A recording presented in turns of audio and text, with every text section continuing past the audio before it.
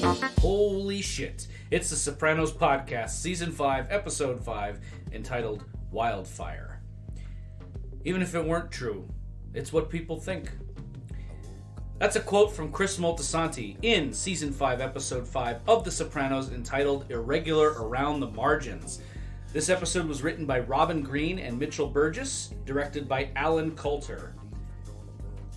This is a very unique, electric episode, and it builds to such a wild crescendo, and when it hits the gas, it just simply does not let up until the credits roll. What a heart-pounding, awesome hour of The Sopranos. I'm Chris D'Amato. I'm Lily D'Amato. I'm Paul Mancini. And I'm Jordan Hugh. Irregular Around the Margins. It's also, there's no other episode quite like this in the show. There's no B-plot, A-plot. This is all just one storyline all the way through, one scene building after the last. I want to hear your thoughts. First impressions and feelings after watching this tour de force. I think it's one of my favorite episodes of the entire series. So certainly this season, probably the entire series. I love how much energy it has. It is literally a high-octane explosion episode. It is also notable that all the big drama and conflict is internal. It's all inside the park. There's not an external threat that is suddenly coming in and threatening everybody's lives and changing the status quo. It is born of the drama and the things that have been building below the surface in this family for a while, and what sets it off is just the regularness of human attraction and what falls out from that. Now, of course, there are other situations that are layered on top of this one, making it a really complicated episode as well, but just the simple thrill of it was enough for me to just literally be holding on to the edge of my seat. Memory is funny because when you, Chris, said, hey, I want you on this one, it was like, I remember, like, this is a funny episode. I don't quite recall, like, why I would be beckoned for this one. Oh, well, it's not very funny. There are funny moments, and my memory served me very incorrectly, or I've just grown up that much more, though I can't imagine my ever finding that funny in the moment, which is why I started with memory's kind of a funny thing, right? Yeah. So, this one's a big old woof. It's really hard to watch, but really compelling for all the reasons we've already said and will say, I'm sure. I agree. This fucking show. They keep doing this. I've seen this episode before, and yet my feeling watching it was really being taken aback and going back to, I think, probably the feeling of first watching this and not knowing what was going to come next, really thinking that this was the end of the road for Chris when they take him out to the Meadowlands. Yeah, well, and 5 seasons in, it's not outside the realm of possibility that this could have been Chris's end here. Yeah, and this is another thing about this that I really... Because, as Jordan said, it's contained, which means we're also getting pretty deep, I think, into 3, maybe 4 characters. I really think it's about 2 couples at the end of the day, this episode. And it's also contained in, as you mentioned, Chris, it's all one story, just right on through.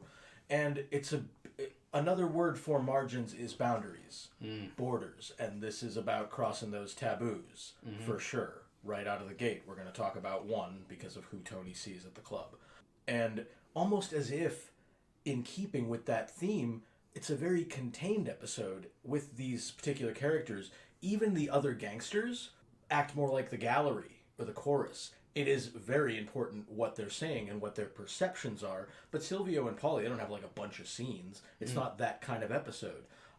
It's far and away the most intense of the season so far. It is also one of my favorite episodes of the show. I could talk about it all day.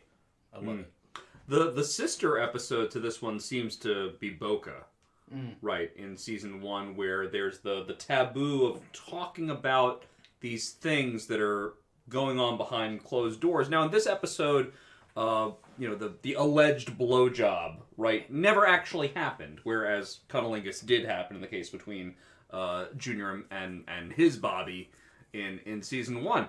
These things being talked about have these decaying ramifications, which is why Christopher is so panicked in this episode, and the abuse of Adriana, I think, mirrors the abuse of Bobby, girl Bobby, back in season 1, where these men become so caught up in how they are perceived that it becomes more important than how anyone else, especially the women, feel. Very well said, Jordan. I remember this episode takes me back to 2004 because you just knew it was going to be they always hyped up the next episode and like the next week on Sopranos. They always could make it look like there was going to be a bloodbath, even if it was like, people hanging out in an office or something. But you just knew from the shot in the Meadowlands with someone on their knees that something was going to go down in this episode. I remember knowing that going in, and it didn't disappoint. This is such a good one. Let's start from the beginning and talk about the first boundary that's crossed, as Paul mentioned. Awkward being out at a club and bumping into your dad, isn't it? Meadow and Finn are at Crazy Horse. Bumps into him, no drinking and driving. Has that little scene with Meadow. He leaves with Benny. And then I guess Finn hasn't been told what Dad does yet. Or at least he's playing coy if he hasn't been told officially. Saturday night, that's dedication. I think that's coy. I think he knows. Absolutely. Yeah, that's sarcasm. Guys, does Tony chip cocaine now? Is that like a thing that we need to discuss? Like, he comes out of that bathroom... Snorting and sniffing. Snorting and sniffing. Meadow isn't foolish. And when he walks away from Meadow, he actually runs his hand under his nose and looks at it. Yeah, I mean, I get why the scene is awkward, too. I don't know that I'm 100% on why it's so... what the fuck is she thinking being here? Unless, I'm running into her after I fucking snorted coke in the bathroom. Yeah. But that's, Yeah. No, he's projecting his shit onto her. It's not abnormal it's weirder for him to be there. Right. Frankly. Yeah. She's of age. I'm sure she beat the cover charge. Yeah. And we progress quickly. Adriana talking to the feds that Tony's around a lot. This snitching is not going anywhere anytime soon. And she's given up, this is significant information about Tony. And we're already getting a sense of danger now because her being close to Tony is what is good for the feds, right? The feds want to nurture this, want to bloom, make sure that whatever is happening here continues and blooms. They want to exploit her like everybody else. Correct, yes. They tell her to check the log on Christopher's cell. He's doing business down south. She almost got caught doing it once, and she's not going to do it again. Wait till he gets in the shower. And then she has an emergency number 2 in white pants, by the way. Very... very intelligently selected wardrobe on the part of the Sopranos wardrobe department. Yeah, but to even wear those knowing you're having an issue, that takes some cojones. It's a Jersey thing. It takes something. And the next medical malady, we get a scene, Tony's getting something taken off his head. We don't know quite what this is just yet, but he does ask, did you get it all? Which, to those who have dealt with any kind of skin issue or potential cancers or growths, let you know that something was popping up on Tony's head here. Cancers, they talk about it later in the episode, but never brings up good feelings. So this is immediately alarming. Yeah. These two people with their various maladies. The nurse that sees to Tony is a younger woman. The doctor that sees to Adriana is an older man. This frames out the vulnerability that they'll eventually seek out and find really each other. Perceptive. I didn't pick up on that. Wow. Yeah, that's very good pickup. But I have thought about though that she's seeing an older that guy's an older man. that doctor she has. Well, and the feds in their charming scene later don't get why she's attracted to Tony. But I think there are many ways in which it's not simply physical. Particularly with her, the fatherly thing Tony, as he says, isn't stupid. But I just picked up on that in these two scenes. Yeah. They're right together, so. Doctor is a great line. I've used this. Something going on that's giving you the Jim Jams. You do use that. I do. Yeah. It's great. It's I use the word jambles, which is very similar. I like that. For like intestinal distress? For like bubbly gut. I might have diarrhea at any moment is the jambles. Oh, okay. Like right before you go on stage to perform. Like, you got the jambles? Yeah. I really liked aesthetically that shot of Adriana just sitting there in her hospital gown, doctor office gown in the doorway. When the doctor walks out and the door just kind of, that shot lingers on her. Just really vulnerable, sad. She looks like a little girl to stress the age difference there. She looks like a little girl sitting at the doctor's office. It's just that shot just made me perk up. It's like, oh, that's a good shot. They're also both alone. Yeah. You know what I mean? I mean, I'm not saying IBS is life-threatening. It's not. I suffer from IBS. It's a fairly common thing. But I think they would both like some comfort here, right? Tony's actually having a fairly serious procedure, right? Could be.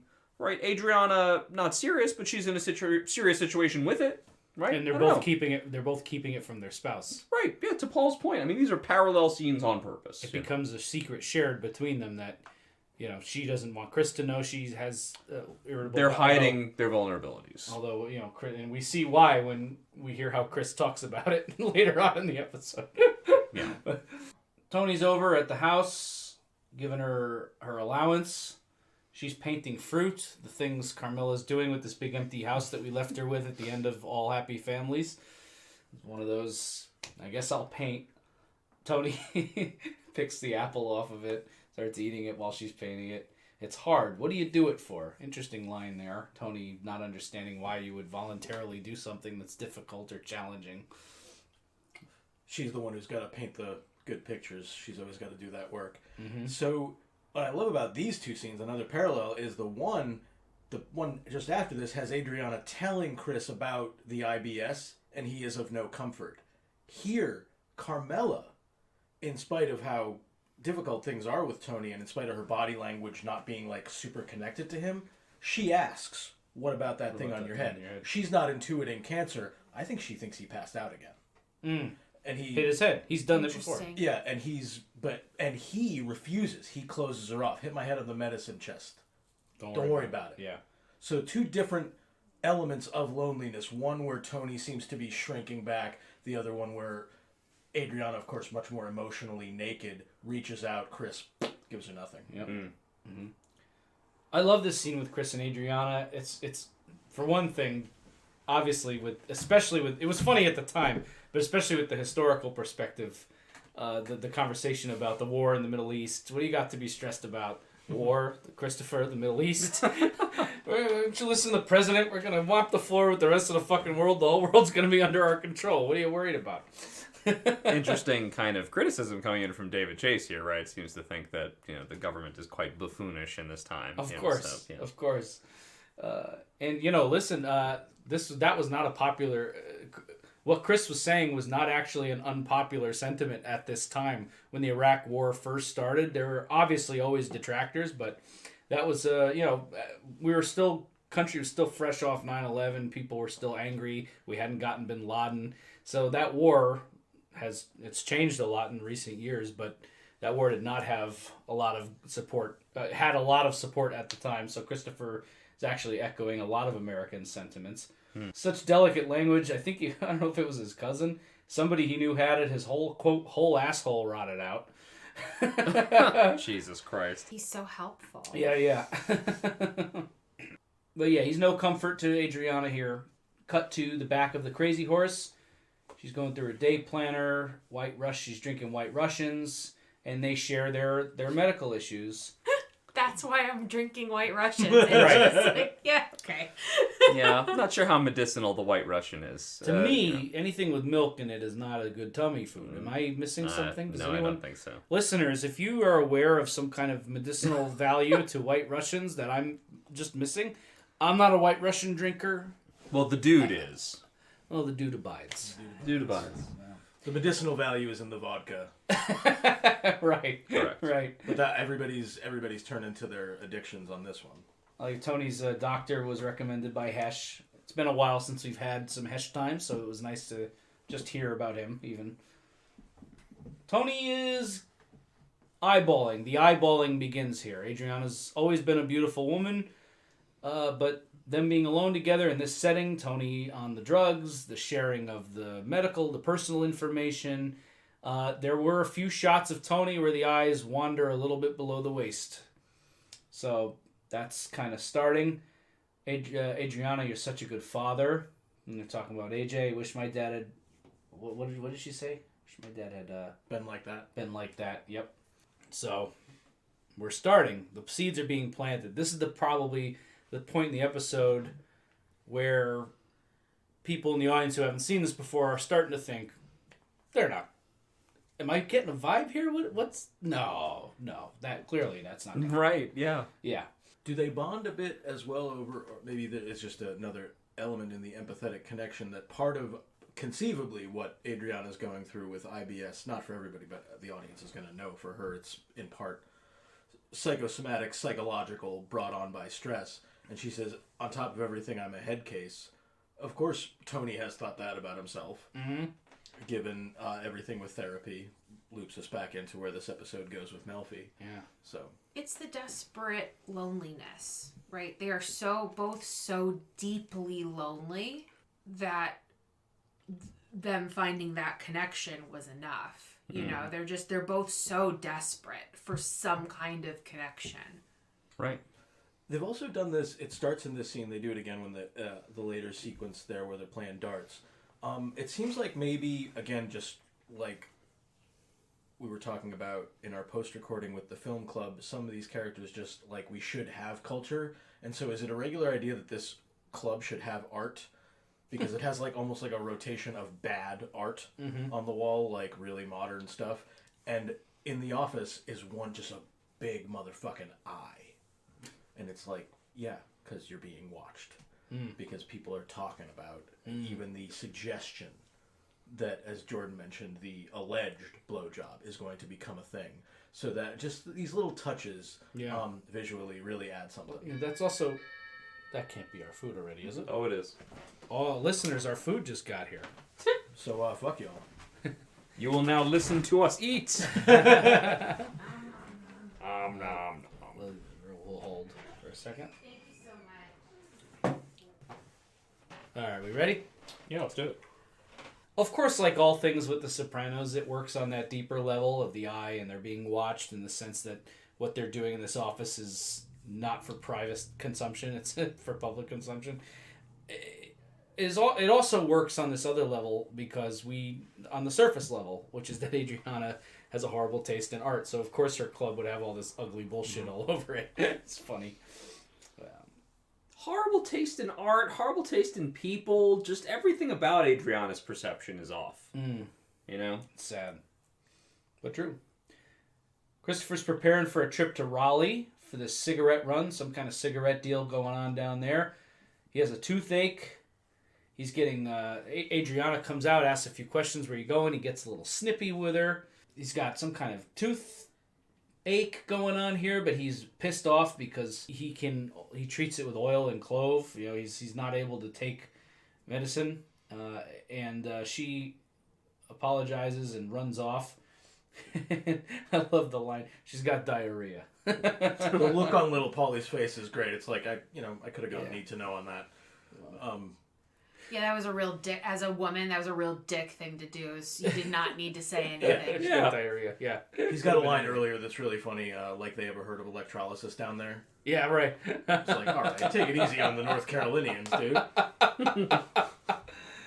But you know what? There is important information imparted in the scene, though, because Chris is clearly bothered, in pain. He's suffering. Kudos at this point. Obviously, we know where things are going. But kudos at this point, that's dedication, to be in pain. It's one thing to avoid having a drink when you're out in a social environment or at having a glass of wine at dinner. But to be in pain and commit to your sobriety, good for you, Chris. We'll see how long this lasts. Good for you for now. Well, the point is he's making the effort. We'll see. He's making something. Tony catches Aid doing coke. She looks good. She's wearing a short skirt. Tony sees her and is drawn in. Yeah. What is he? Something like, twist my arm, something like that. He'll have some. He Didn't need to twist that hard, did she? Yeah, correct. This is a little unsettling seeing Tony do drugs like this, especially because, look, he's no saint. He has a lot of impulse issues, but this seems a step above what we've seen from him before. He's not above a drink or something, but Tony on coke is definitely, especially in such close proximity to the last time we saw him doing coke in this episode. It's like, oh, this is a... It's also the worst drug for him, right? Cocaine famously loosens your inhibitions, gives you a sense that you're on the top of the world and that you're master of the universe, right? Yeah. this guy doesn't need that drug. No. Right? Yeah. Yeah. People like me need that drug. The terrible place. In the last episode, one of the taboos that is discussed there, not directly, but AJ's whole stupid thing in the city. The big thing was like, oh, you had a couple of beers. You didn't do any drugs. Right. Which he did. He smoked some weed and acted like an idiot. But a totally different thing. Yeah. And but it's like still a taboo. Mm-hmm. So again, Tony at the end has to say, I don't do drugs. That's the face he's got to put on this. Drugs is more taboo than murder for Tony. He's lecturing Chris about drugs when they're chopping up Ralphie. Yeah. So exactly. They start a game of, this is very good acting, by the way. I like that Tony sits down, snorts the coke, and can't stay seated for another 30 seconds.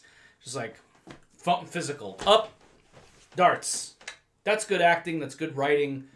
It's good storytelling. You do drugs, a drug like cocaine, you want to get back up. You're not going to sit and have a chill conversation. It's an excuse for them to get physical, get close. Very flirty. Very flirty. The comments, the touching. She's trying to throw darts. He's touching her. Is your stomach okay? It's a chance to touch her. She drops the darts. She ends up kneeling before him at crotch height. So there's the first suggestion of the, oral sex or something like that. Actually, no, this is the second suggestion, right? Because we've had an earlier scene with San Severino. Yeah, she says, if you think I'm going to blow this guy I'm for going your to blow sick this purposes. guy, right? Yeah. And now here's the visual on that, the visual follow-up. And I don't mean this in a gross way. She's kneeling before him. I mean this in just a characterization way. She doesn't seem to hate it down there. You know what I mean? Like, she's not like, oh, let me quickly recover from this. She's like, there's a moment there. Mm-hmm. The scene does sit in it for a second. Absolutely. Too long. It does. I just wouldn't. She's not of right mind is the thing. Like, I don't think. I don't think anybody on this show's Well, that's fair. right mind. All right. So, good night, everybody. Fair enough. But what I mean is, like, under any other circumstances where she's not under the most intense, lonely pressure, stress of her life, would she even consider anything like this? Not Well, it was a not perfect with storm. Tony. It was the perfect storm. It was a perfect storm because Chris is away. That knocks a wall down. You have the drugs. That knocks a wall down. You have the sharing of secrets. That knocks a wall down. All these walls are getting knocked down. These boundaries being crossed. Mm-hmm. And it almost happens here. She gets up. He tucks some hair out of her face. There's a glance, a slow movement. He is assessing whether or not this would be successful. Her body language doesn't suggest get away from me, and he goes for it. And knock, knock, knock. Right. It's a kiss moment without the knock on the door. Once she stood up, yes. Yeah, right. These two were going to kiss. Yes. Until that was knock. going to happen. Yeah. Yep. 100%. Yeah, my point is, though, anybody who showed her any kind of kindness like that would have... She would have reacted in a way, whether it was to kiss or to blow. Like, I think there's an underestimation of, like... Maybe not an underestimation, but it's just I will not walk out of this episode of our podcast thinking that, like, she would have done this under any other circumstances with Tony. I don't think she's ever thought about it. I don't think this has ever been a possibility. I think this is literally just she is so desperately lonely that somebody showed her any kind of kindness, which is something she has not seen in a very long time. She's nobody. Zero people. Well, to your point, I don't think he's ever considered her. Correct. Yeah.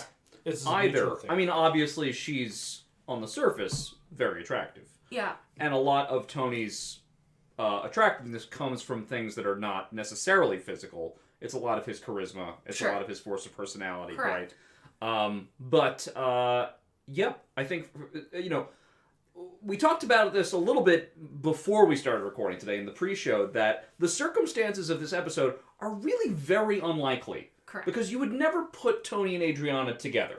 Not as a viewer, not as a writer. It really doesn't work.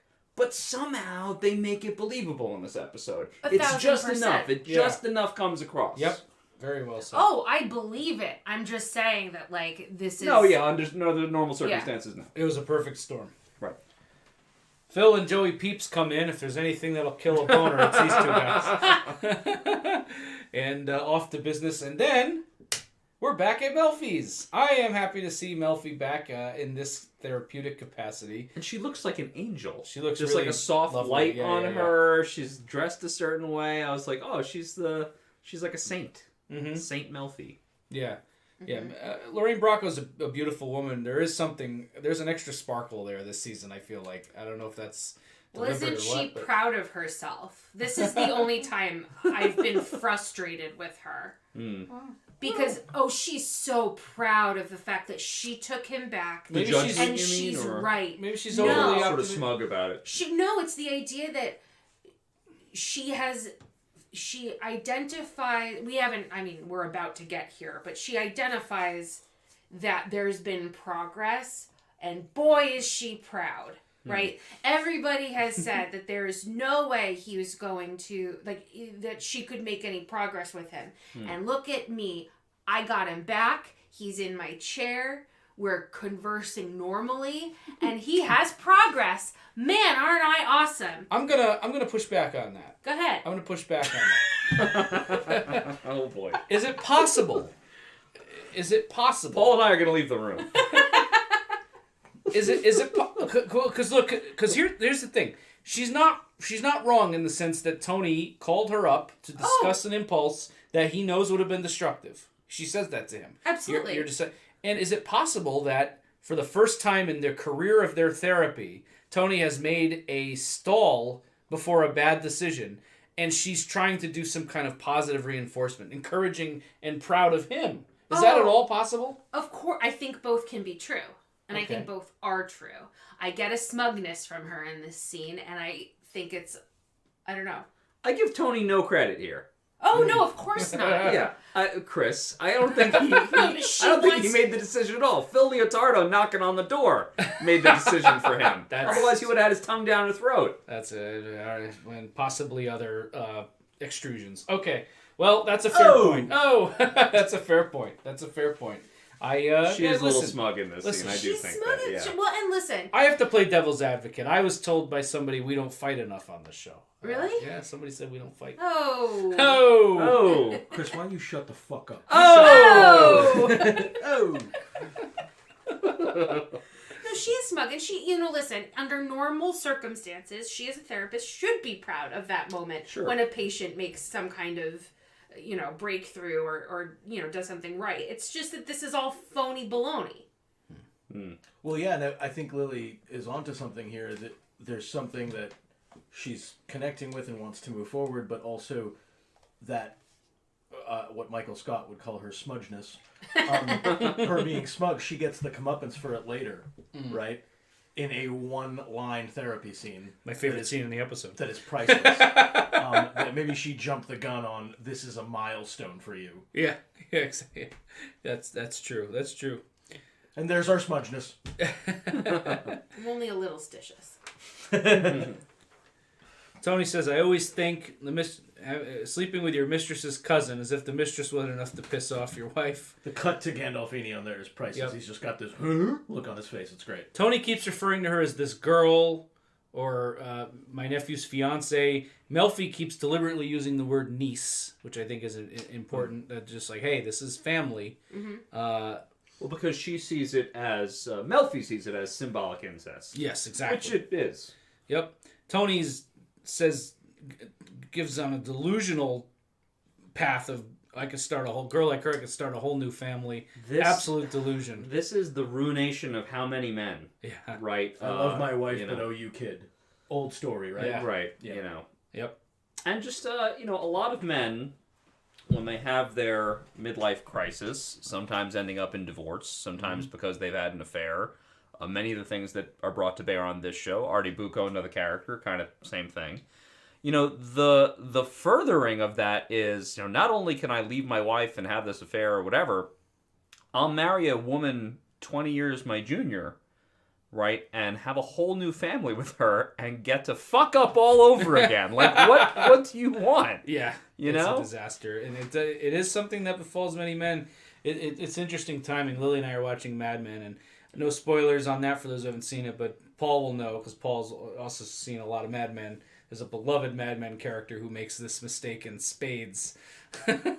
Listen, sometimes it works thing. out. Perhaps I shouldn't judge too harshly, but most of the time it's like, I don't think you learned anything from the first marriage before you're going to move on to the second one, and you're older now, too. You know, and you have the first family to consider. It's very few men that can thread this needle, and many try.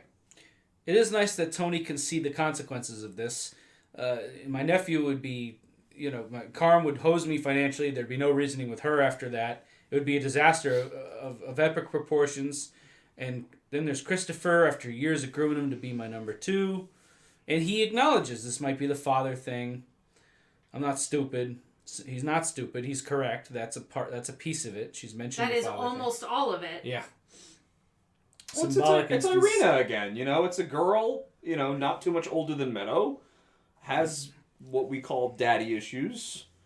It's not a healthy foundation to build a relationship off of. Yep. Then we get on limits and boundaries, which is what this whole hour is about. This is a milestone for you. For once you want to avoid doing something will be destructive to yourself and others. I know this is a powerful urge. She talks about how a few episodes ago Tony had to have her, and look, you survived. Do something good. See this as an opportunity to do something good. Be worthy of respect. See if you can be a help to this woman. And if you can't keep it in your pants, you need to stay away from her. That's a boundary. Yeah. But interesting return to therapy here.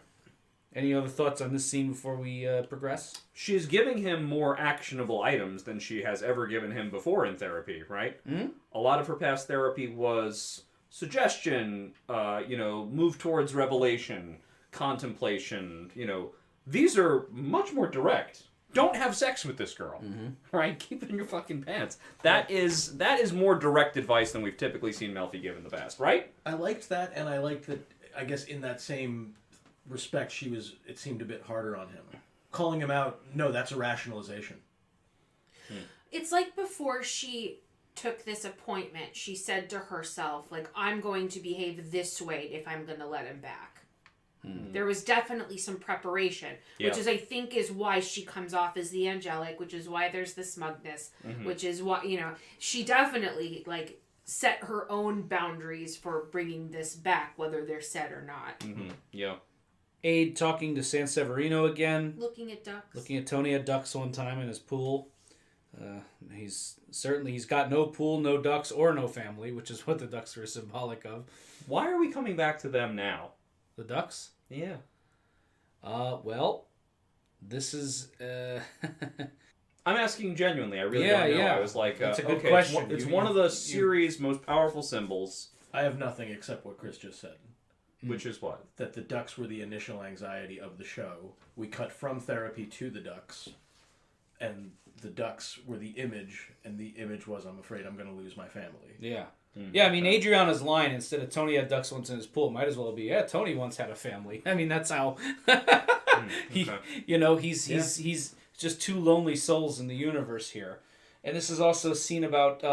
Adriana's talking a lot about escape, and someday we're going to get out from under this shit and get away, and, the ducks flew away, and there's just a lot of... I don't know, maybe it's thematic, it's mood-based, I think it just underscores, to me, the brokenness of the current situation, and hearkening back to better days when this family wasn't in pieces, perhaps. I don't know. Okay, yeah.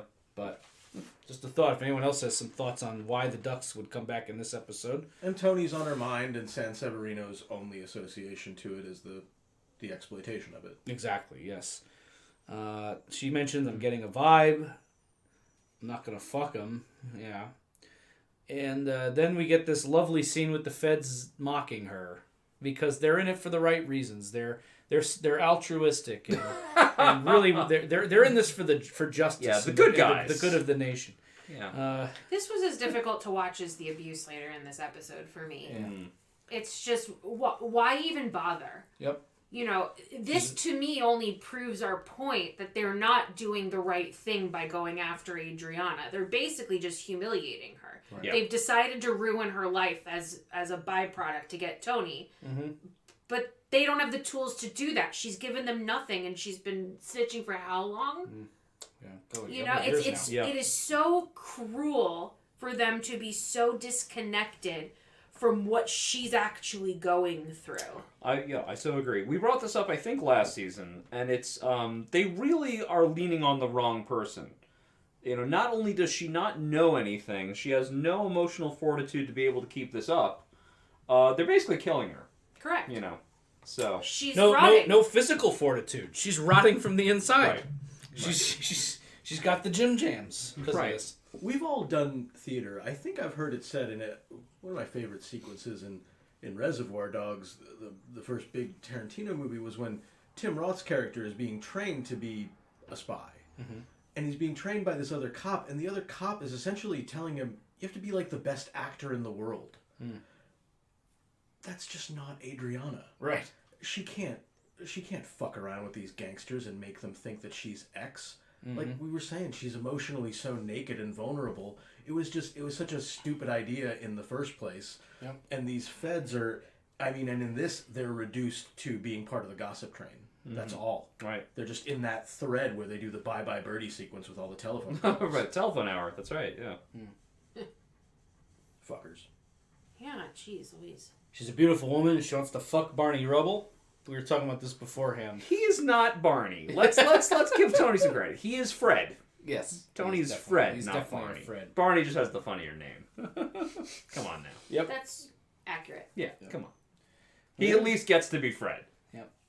Yeah.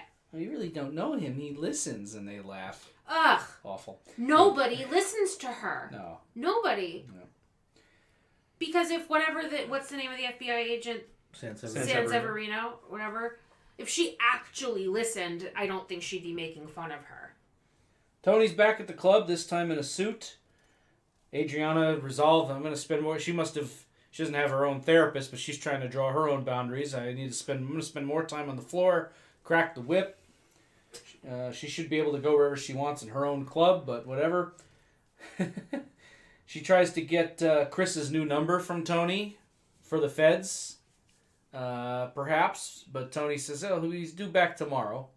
Well, he almost gives it to her. Right. And then his, spider sense goes off. Yeah, isn't that interesting? It is interesting. Tony is so primal. It's great. Whether he has no clue she's a snitch, but he just knows it's a bad idea to give that number out. Yeah, well... he does not know she's a snitch. Of course not. That would have, terrible consequences. But he weirdly knows something.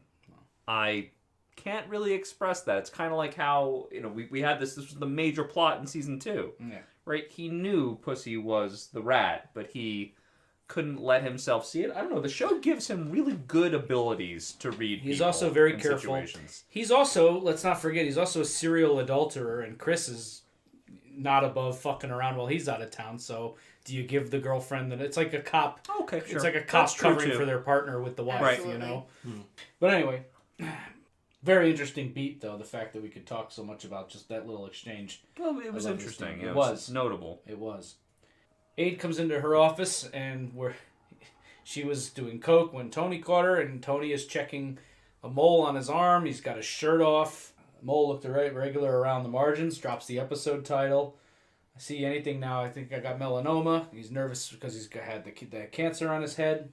Well, and that episode title is the key to understanding this whole situation, right? Because the idea is that if a mole changes its shape, it could be cancerous, right? If this situation gets out of control, it could be cancerous, right? It's destructive to everyone. Ooh. That's them. That's not me. That's, Adriana expresses that she could really use some coke to clean the house. Tony says, I wouldn't say no. And they discuss where they're going to get it. It's 2:00. Cross-eyed Billy probably left the Bing already. I wish I could meet Cross-eyed Billy. I wanted to meet Andre. And then Andre or other dealers up. He's always up. Out in Dover, right? Somewhere out there. And, so they hit the road. They're driving. Adriana's telling them about a woman and that she knows. And Tony says, isn't she older or in her 30s? She's 31. And Jesus. Yeah. And then Tony says, you should introduce me to that friend of yours, Danielle. I thought I picked up something between me and her. Adriana's response, she's dead. She drowned at a picnic. What was a the best she terrible could story. come up with. Yeah. I love that. There's your great actor. She definitely, FBI. she definitely didn't think that story through at all. Like, what if Tony? Why would she think Tony would ask about her? But even so, that's she could have said nothing. She drowned at a picnic. Yeah. I'll mention. Well, that comes from her anger at her too, right? Like that wasn't her thinking, oh, that's the FBI agent. No, that's the bitch that betrayed me. Right. That's what that response was. But like, drowned at a picnic's hilarious. Oh, it's like, hysterical. No one would ever absolutely. come up with that. You know, No, it's ridiculous. But that's partly. I don't know that she's capable of better story, but that's partly why the story is so bad, because I think her trigger was more that bitch I agree. Danielle. But it's just such an upright citizen's moment of Totally. just like, unlikely ways that I drowned at a picnic. Yeah. They swerve to avoid a raccoon and the car flips over. Whoop! This is a shocker. This is like one of those holy shit things. I'm not the one with all the dents in a car. Yeah. The Sopranos is very good at these surprise moments that are just things that happen in life. Car accidents, you get caught in something weird that's just happening out and about. And here you go, swerving. Boom! Car flips onto the side. They're at the hospital. Tony's he looks slightly banged up, but barely at all. Nothing touches this guy. Nope. Which is mentioned many times in the episode, and this is a running theme with Tony, that he has like a horseshoe up his ass. He really is just a lucky fucking guy. That going back to the season 1 carjacking, and he has a knack for avoiding injury and avoiding fatal circumstances. Well, it looks like a set of wide shots where we see the accident, and from those angles, the accident looks bad. Yeah. Oh yeah. So I would have thought at the very least it ends up with Adriana with the brace and all that, but that would have been like the least of the injuries. So the fact that she's basically going to be okay and Tony has like a few scratches, I was like, whoa. Yeah. Yeah. Yeah, well, he has no scratch and she is massively banged up and will continue to be so too. It's like this whole situation, she's the only one getting hurt. Oh, very good, yeah. I agree. Tony suggests to the doctor, "Did you do all the tests? I can afford it." And this doctor character who is coming back later on, I just love how snide and annoyed he gets. Same doctor from the Nick. That is, yes. Yes. I did the appropriate tests. My grandmother was the first black nurse to practice medicine. Medicine in Delaware. First black woman to practice medicine in Delaware. All right, take it easy. Just instantly Mr. Soriano. Yeah, Hill Harper, he's great. Yeah, really, really funny. Goes to see Adriana. She's banged up. She doesn't remember what happened. Tony tells her it's a raccoon in the road. I mean, she's in a neck brace. Half her face is blue. Real bad. Puffed up. And this is a funny bit of trivia for the show, actually, that I believe the story goes that Cadillac was not thrilled with the idea of their car flipping over so easily and asked the Sopranos if they're going to have their car flip over like that to add a line. Like, it was probably the only thing that saved their life. Saved our lives. Yeah. Right.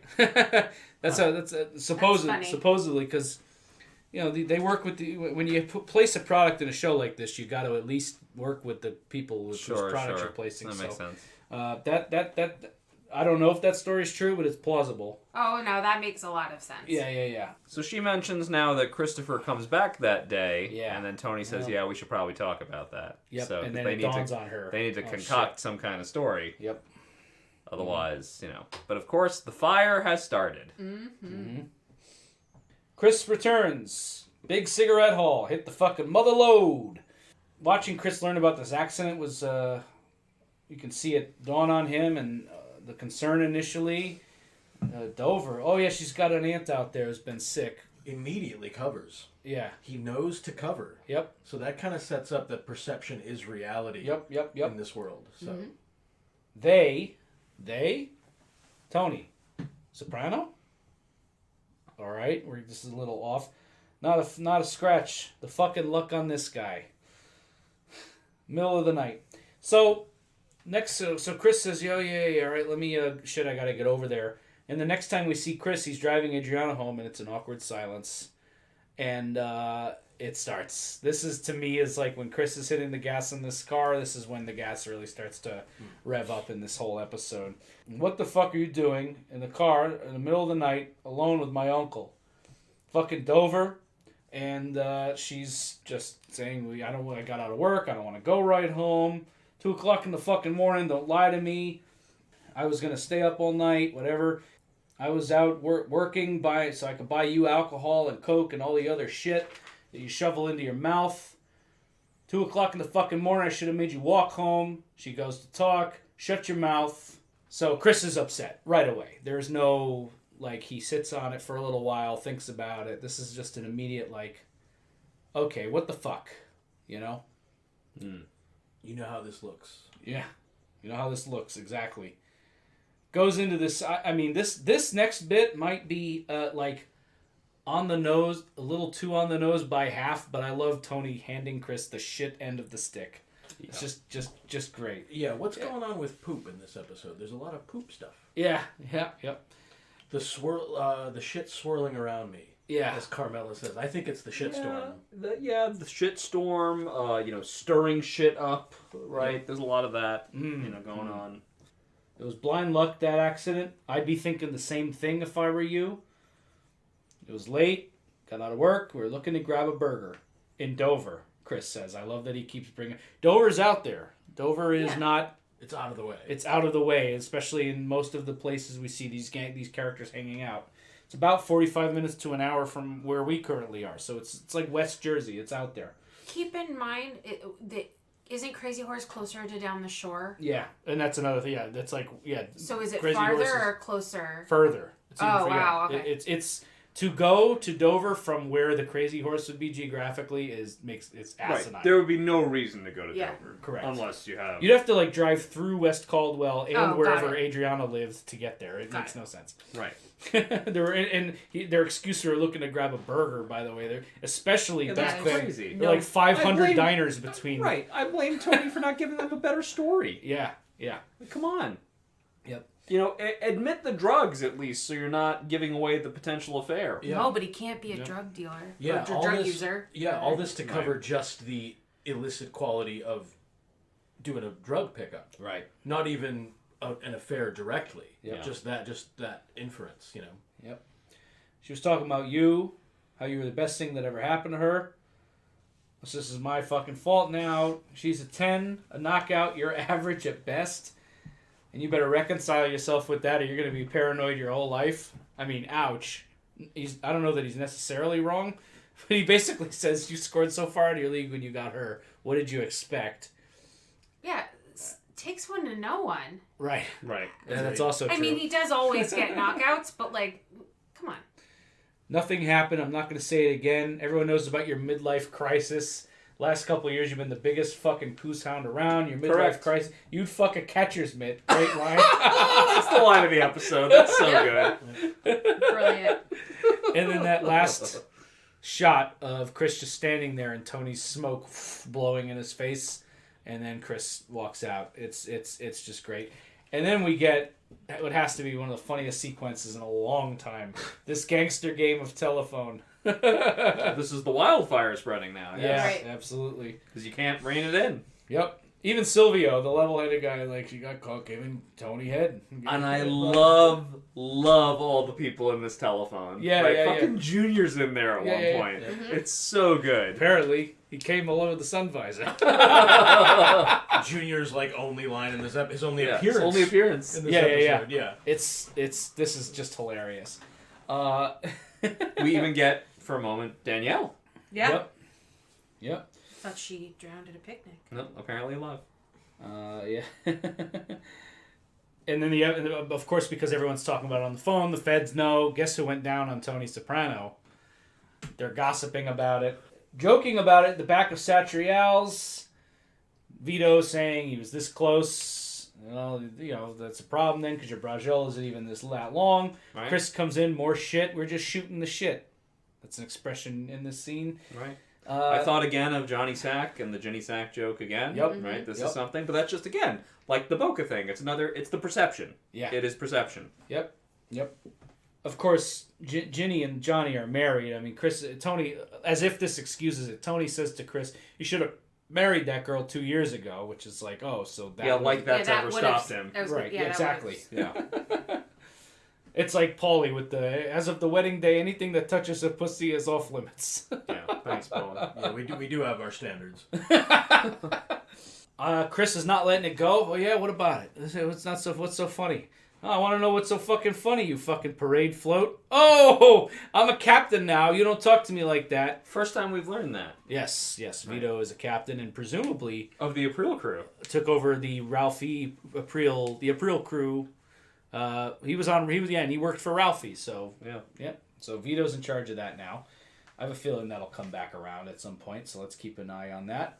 Chris throws throws a sandwich at Vito. Terrible use of a sandwich. Oh, Yeah. especially a sandwich. on. You know the sandwich. You know at that fucking Century sandwich House was good. Was fantastic. You know that was a good Best sandwich. in class, yeah. Yep. North Jersey sandwich you don't throw away. No, That's hell right. no. That was Chris's biggest sin in the episode. Speaking of this, the next scene goes home, and this scene is rough. This is very hard to watch. This is the worst beating Chris has bestowed upon Adriana. He storms in furious. You fucking lying bitch, chokes her. She's still recovering from the accident, Correct. by the way, where she had the thing on her neck. Yeah.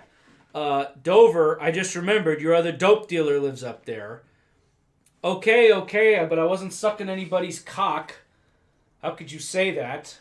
Like it almost didn't happen. Everyone's like so good, like bad and good at lying in this episode.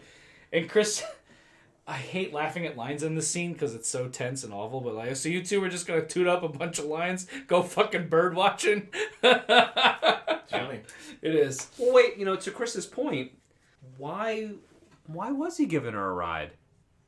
They were gonna go score coke together. They might have done something else. Do you know what I mean? Of course. Like, I know this thing didn't happen. This affair didn't happen. That's important to note that. But, like, it really could have. Of course. Is Chris's behavior excusable? Not at all. This is a horrible scene. But Tony is not exercising any kind of restraint here, right? Yeah. Oh, coke, sure. Yeah, I'll go with you. Yeah, I'll give you a ride. In his head, yeah, if we fuck, we fuck. I think is what he's thinking. Of course. Of course. Of course. If it happens, it happens. Hey, I tried, right? No. Everybody knows about it. Everybody's talking about it. Flips the table over. You want me to use you, bitch? You're killing me. And then he administers this isn't like a slap or an emotional punch in a single moment. This is hit you, knock you down, pick you up by your throat, backhand you again, drag you by your hair. Ow, my neck. Get the fuck out of here. I never want to see you again. Rough stuff. Adriana's had better days. This is just really and then terrible. he's right off the cliff into he searches her bag for drugs, doesn't find anything, goes right into the cabinet for alcohol. I think. Just drinking the vodka right out of the bottle. Yeah, so the folic acid, didn't exactly deal with all his pain. Mm-hmm. Yeah, my notes say he's real mad for someone who's constantly cheating. Yeah, That's also true. That's also true. Yep. But that's the hypocrisy of their of all of lifestyle, it. yeah. Oh yeah, for sure. Tony has no scratch. Junior was fine in Boca. Lily mentioned in the other scene that what Tony says to Chris in part could be the projection of the reconciling yourself to being paranoid, feeling like you're not enough, whatever. And as Lily just mentioned, this is hypocritical, but aren't the insecurities of all these men about perception as reality, among other things, a huge complication? That's in part why it becomes Wildfire like that, as Jordan aptly titled our episode. Yeah. These supposed tough guys, again, touch on something. Yeah. Sure. I mean, it even makes me think of, Tony yelling at Carm about all the nice things. What was the kind of car he said she would drive. But they can't drive a Volvo, the Sopranos. They're a mob boss family. They have to have, the perception has to be the reality, right? You have to have the nice house. Sure. You have to have the nice cars. And he blames Carmela for it. Mm-hmm. These poor women. Yeah. AJ and Tony are about to have some pizza. AJ's watching UFC, which was starting to get really big at this time. 2004 was when UFC kind of became a mainstream thing and slowly choked the boxing industry into the condition it's in today. That seemed like maybe also kind of a joke transition too. Oh, sure. The fight between sure. Adriana and then the UFC fight. Yeah. Did you do your algebra? Chill out. I studied for 45 minutes straight. Don't I deserve a break? Tony B comes over. You got a minute? I got to talk to you. Tony sends him upstairs to study. Shuts the TV off. What about the pizza? Study. And Tony B says that their cousin Chris is fucked up at a tavern, saying all kinds of fucked up shit. And Tony drops the fucking line of the century on this. Where's his fucking self-control, this guy? I even put the eye roll emoji in my notes. Yeah. By the way, right after Tony B tells him that Christopher is like out hunting for him, I think Tony B says like, "I gotta use your John." Yeah. Yep. Right. So there's more bathroom stuff in this episode. Yeah. Huh. The shit these people all live in and make for themselves. Well, there's also the don't shit where you eat. Yes. Is an expression commonly used like don't fuck someone you work with. Right. Because like that's usually the thing. Yeah. Yep. AJ starts playing the drums. Oh, this fucking kid. Tony says, well, he knows where to find me. You see him, you tell him that. And both of the kids, I'm sorry. Yeah. Both of the kids are on the margins of this episode. And it seems like they got to be kept there. Yeah. Like, do not let them know. For the sake of them, we got to put the good face on this. Mm-hmm. Like, again, interesting. They're important in this episode thematically. They just don't have a lot of screen time. Yeah. Yeah. Well said. That's interesting because I was watching this Instagram video this morning where this woman was talking about she's a child psychologist of sorts, and she was talking about parents coming to her and saying, I got a divorce, I don't want my kids to be traumatized, or my kid was left in a field and wasn't picked up for an hour, how do I make sure they're not traumatized? And the psychologist's answer was, the event isn't traumatic, it's the loneliness that comes after when people don't speak about it, or when the child feels lonely. And so ultimately they are actually creating the trauma if what this psychologist is saying is true, and it sounds like it makes a lot of sense. That's pretty crazy, actually. Yeah, it's so hard with kids because trauma happens so incidentally. Mm-hmm. I don't think you even as a parent know what is traumatizing. Not always. You can worry about it, right? But like, you know what? I'm not going to dredge up the thing I was about to dredge up. But speaking non-specifically, right? My mother said something to me that she said casually 30 years ago, and I carried it forever. And I recently brought up that she said that to me, and I was like, I kind of never forgave you for that. And she said, I don't even remember that I said that. Yep. You know what I mean? Because for them, it's not a moment. You know? But had she acknowledged it and then been with you through it, right? Then it could have been healed. Correct. That's the point. It's What's the conversation that comes or doesn't come after the event is actually the trauma. What's the expression? The axe doesn't remember the tree? Something like that? Yes. Right. The tree remembers, the axe forgets. Yeah. Something like that. Yeah. Well, and I don't want to get too ahead of ourselves here, but as Lily was mentioning, like, it's about the reflecting and remembering. I assume after they put this to bed at the end of this episode, this will never be discussed again. Mm-hmm. No. No. Yeah. In every possible way, this episode is literally self-contained in that way. No more talk about any of this, about the alleged whatever, nothing. Well, they make that clear at the end of the episode. Yeah. Right? That's the key to actually something like a trauma, is that you have to remember it as opposed to reliving it. Correct. So... Tony has to drop AJ off at the house. AJ This was actually a good call. Yeah, of course. What's up? What's wrong? What's up, Tony? You couldn't bring this in himself. I can't come say hello. What you want is to hear if I've heard all the disgusting shit they're saying about you. It isn't true. She can't or won't hear that right now. Calls out his fucking philandering. Christopher's upset. He could say things that a kid shouldn't hear. You know what? Fuck you, all that. And drops the pizza. Can't even look at you. Drops the pizza and walks out. This comedic beat where he comes back. Very good. It could have fallen right on its face, but thank God we have James Gandolfini and Alan Coulter. Boy, was that funny. He comes back and takes the pizza indignantly and walks out. So good. I can't give up good pizza. Come on. Yeah, where's this fucking self-control, this guy? They're hanging out at the Bing, and it's not long before Chris rolls up, empties a clip right into Tony's red Suburban. That this is now 2 cars. Tony, this situation's cost Tony. Chris blows into the Bing. He's got a gun. Security goes on to meet you, motherfucker. Shooting up. Silvio with the fucking bullhorn. I don't know that I've laughed harder at anything. It's one of the funniest moments. It's an unhappy customer. You know what to do down there. He has that ready. Oh. Whoever's fucking idea that was, I want to kiss. But also, it's like, of course Silvio has that. Yeah. Like, yeah. You're lucky I ran out of loads. He's getting dragged out. He's going to break his fucking wishbone. They all come down the stairs, and they drag him out to the Meadowlands. And Tony and Chris have this out. You were doing coke with her. So what? I can't relieve a little stress once in a while. I don't got enough fucking problems. Jesus, Tony. Yep. You sent me to North Carolina so you could fuck my girlfriend. The thought never even entered my head? How can he fucking say that with a straight face? Because Tony lies like he breathes. Like, he doesn't even hear himself lying. Yep. Yeah. But It helps that Christopher doesn't quite have it right. Yeah. Yeah. He wasn't sent to North Carolina as a plan. Yeah. No. Tony doesn't plan stuff like that. Right. Tony just doesn't stop his impulses.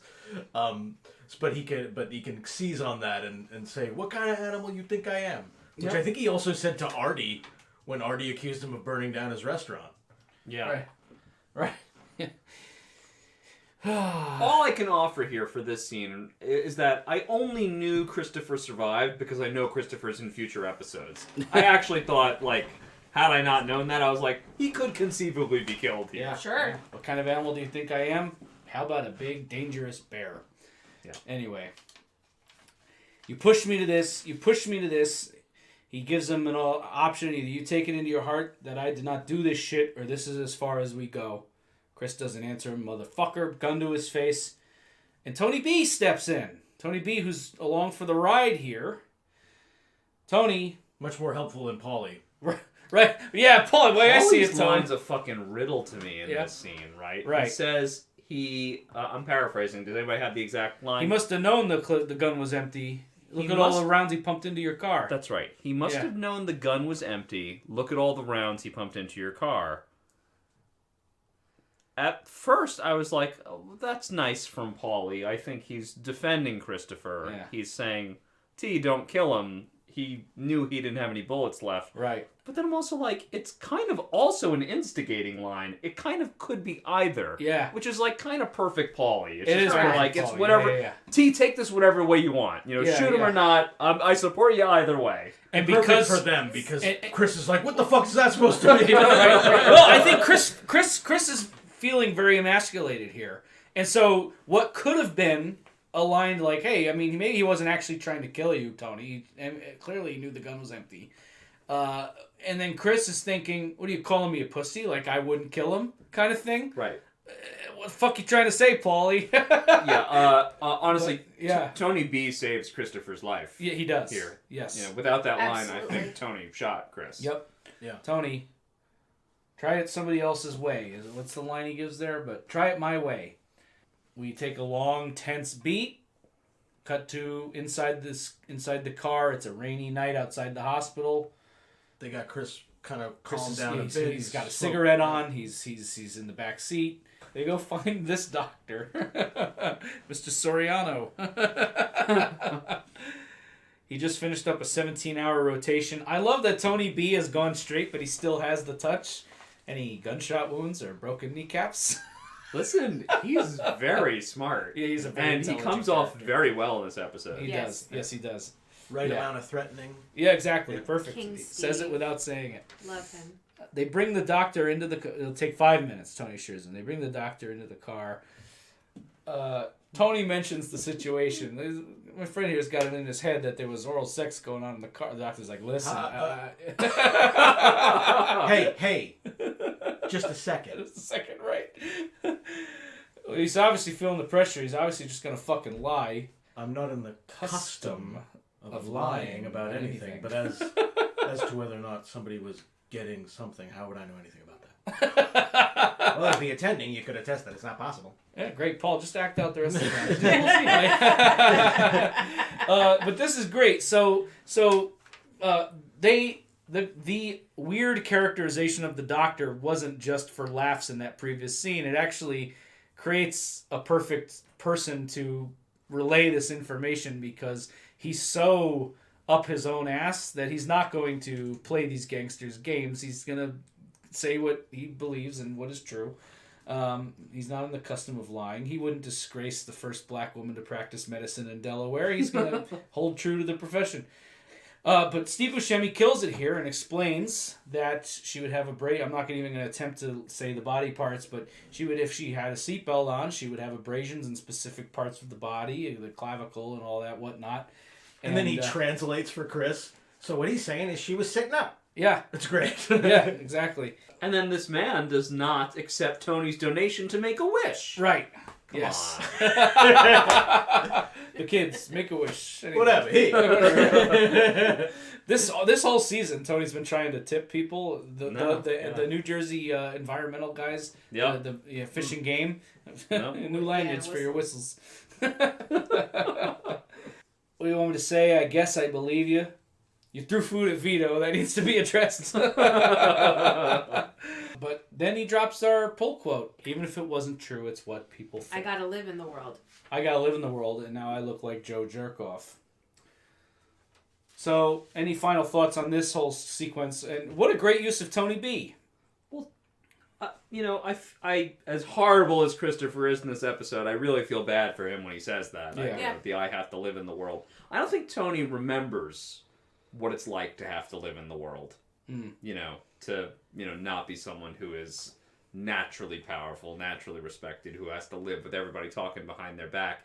To be a young man like Christopher, who always kind of is fighting for his position, and it could all be at risk for him. For as angry as I am at him, he has not had it easy at all. No. And this is just adding another layer of shit. Yes, and I think this also will bring us to a beat in a moment when we check back in with Carmela. Even though Carmela does not have nearly as much screen time as Tony, Adriana, and Chris, it is also about her when Tony says, this is about you, and, her perception. And she says, well, what do I mean? Nothing? Yeah. I got to live with this shit swirling around me? She's got to live in the world, too. Yeah. And people talking about her ex-husband and his philandering being so outrageous that it's actually now come into the family in this alleged act of symbolic incest, it lords over her as well. Yeah, it's a powerful thing, and that perception as reality, that insecurity, it's such a big part of this episode. Again, breaking these taboos, maybe again, poop being a taboo of some kind, I don't know. But that's why I chose it as the quote. Absolutely. And it also just points to a furthering of the theme that, Tony's affairs are not victimless things. No. It's always been a part of the character ever since we met him, is that this guy fucks around a lot. Now, it is funny and very Sopranos-y that in this episode he didn't actually do any fucking around, but we're still seeing the consequences of that. There are victims here. It's not just the person that Tony is sleeping with. It's not just his wife.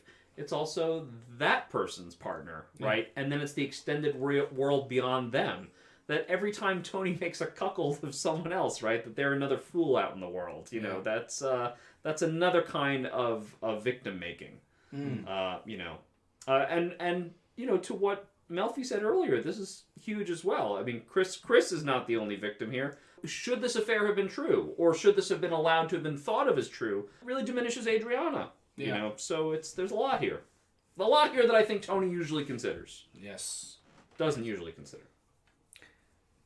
Robin Green and Mitchell Burgess, if you're out there somewhere listening, you deserve everything in the world that you have that's good for this next scene. You know what? I might as well have fucked her. Thanks. Amazing.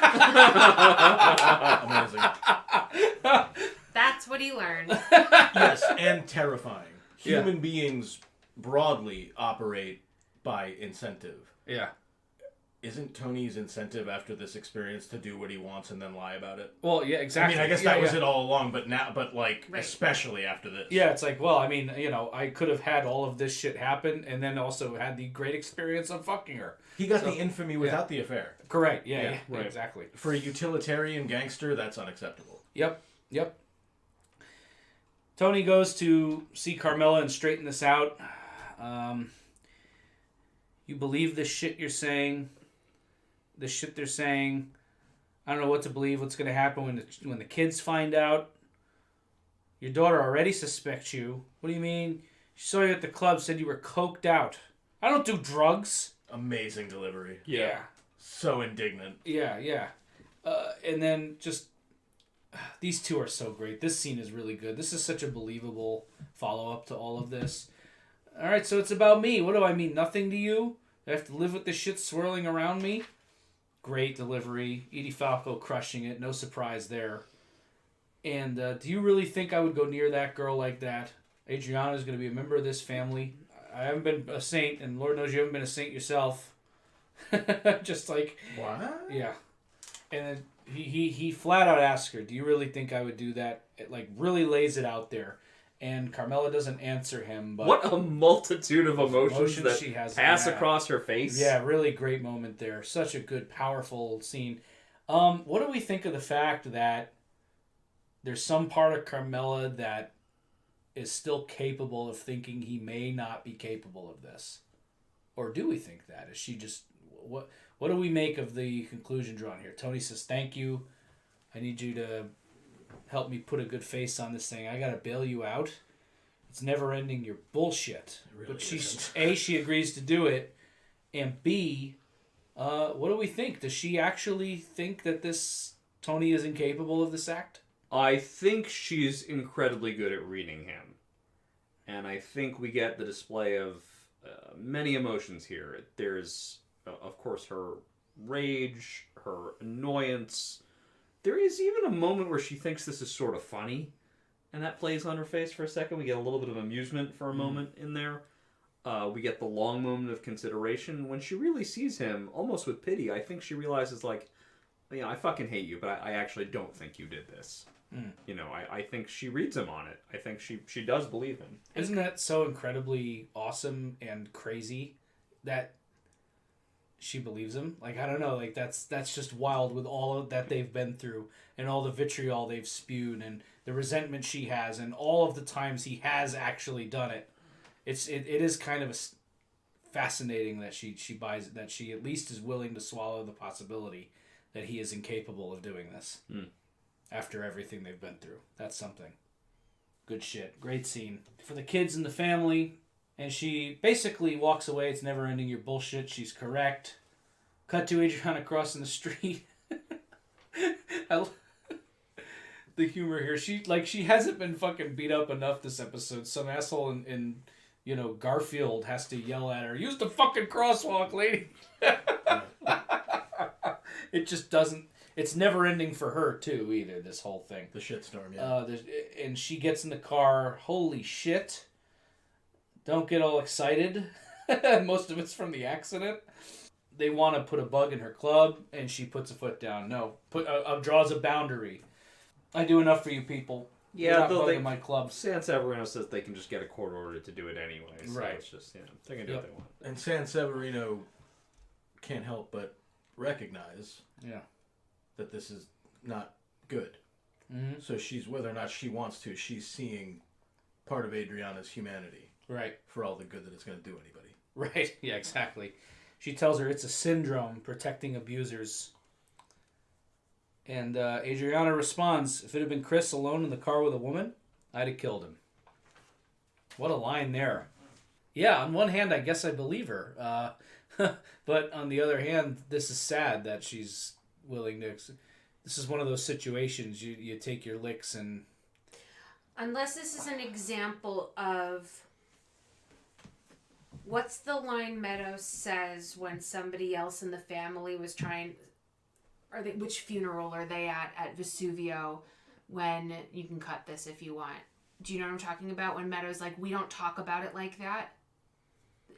Oh, the way you talk like to an outsider. About the to Oh the yeah, the outsider. fact he would talk to an That's out- how outsider. that reads to me more than anything else. Is this instant you don't talk about that stuff That's a to boundary an for outsider. her. That she won't cross. That's Because- Jackie's funeral. As much as yes, With his sister. Yeah. correct. Because as much as she's not a good liar within, she has to know he cheats on her. Mm. She has to. It's part of the life, Yes. right? It's, Yeah. it's So the to deal. me, that's not so. Yeah, I mean, I guess if she caught him, I think that's true, but I think that's outsider talk. That's just her drawing a boundary with the FBI. Mhm.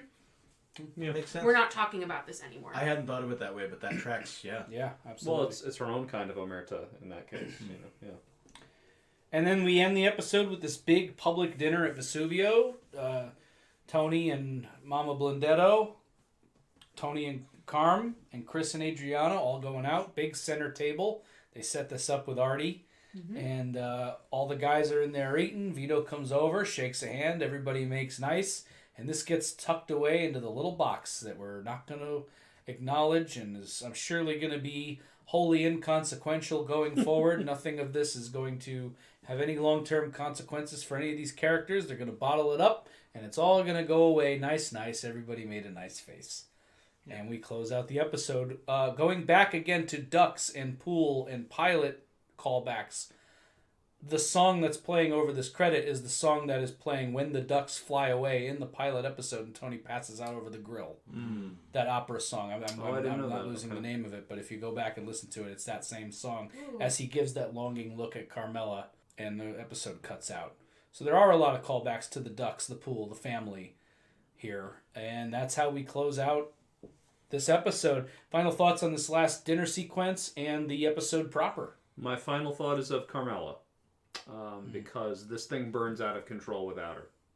You know, that last scene, the dinner, it's totally fake, but she's there. And the most striking thing to me, more than the Vito handshake, more than the other people at the table, is him looking at her like proud, but with love, like she did this for him. You know, otherwise this has the potential to like burn down the family, and just that she has the grace to do that. You know, that she has the power to do that. You know, She really does save the day. She saves the day. Yeah. Yeah. More of the soprano women taking on the emotional labor of the bullshit that these men put them through. Yeah, we opened the episode with this weird element at the margins, Meadow and Tony at the club, and again, is even Tony, this cocaine thing, is this part of him getting out of control, as Jordan said, this wildfire, without Carmela there. At the end, again, something at the margins, Carmela helps smooth it over. Adore this episode, top to bottom, great acting, terrific writing, Alan Coulter, really nice little touches. Partway through the episode, when Tony goes back to therapy, Melfi says this is a very big step, this is a milestone. I considered making that the quote, and then I thought we might expand the analysis from there. But because of the cruelty of the world that they're in, because of their own personal failings, in spite of what Melfi said, as much as I would love it to be true, I don't think growth and progress for these characters is ever going to be at the center. I think it's going to be the irregularity at the margins. And with that, folks, that's been another wonderful episode. Thank you for joining us. Our recurring Lily, who is going to be popping in and out a little bit more frequently this season. It was great having you for this one. Thank you. Thanks for having me. And next up is the season 5. I can't believe we're already almost at the halfway point. They all seem fast, but this one seems particularly fast for some reason to me. We're going to be at Sentimental Education, an episode I actually enjoyed a lot more watching it back for our podcast than I remember liking it initially. So we're going to talk about that one coming up. But this has been an awesome one. Irregular Around the Margins, maybe a top 5er of the series, possibly, and definitely in the conversation. I'm Chris D'Amato. I'm Lily D'Amato. I'm Paul Mancini. And I'm Jordan Hugh. And we will see you next time for Sentimental Education. Girl,